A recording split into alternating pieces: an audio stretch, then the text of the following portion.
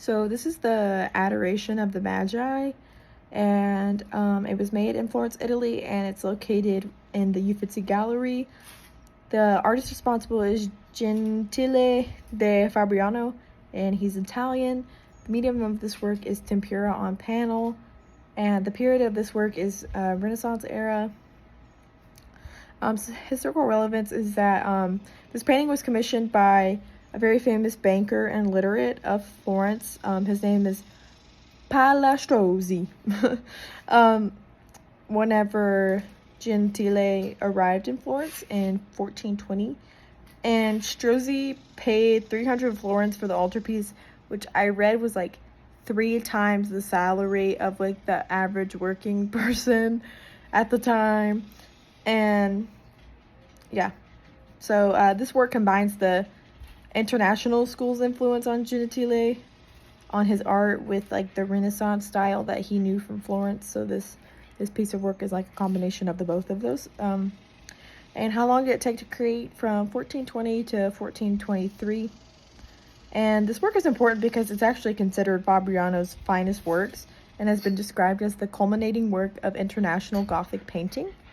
And some defining characteristics of this work, the choice of materials like the gold and the silver used in the painting, but also the very vibrant colors. It just all creates a very amazing effect. And also, techniques such as lighting, depth, and three-dimensionality are very prevalent in this work and were actually quite novel for the time. And historical contributions of Fabriano is that he's known for his international Gothic painter style. And other than the Adoration of the Magi, which these are like all on like one big piece. So it's like the Adoration of the Magi, and I think I can't remember the name of the one underneath, but then the one next to it is the Flight of Egypt, which he's also very famous for. And a personal observation is like, I think I remember Davidson saying that, or Davidson or Hale, I can't remember.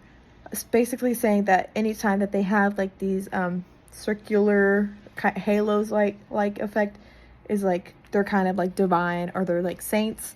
So we see that with Mary and Jesus, and then the 4 other men. Sorry, I don't know much about the Bible, so I don't know their names.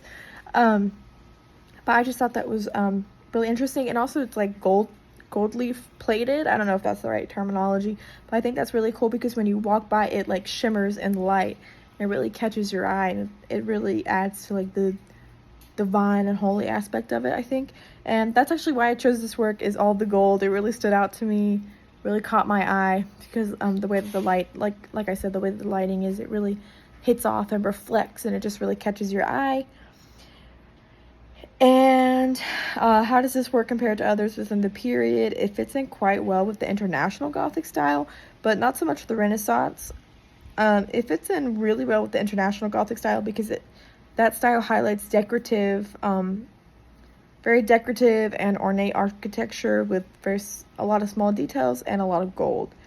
And a fun fact is that Palastrozzi and his father actually appear in the painting. He's in the very back. He's the one wearing the little red hat, if you can see it.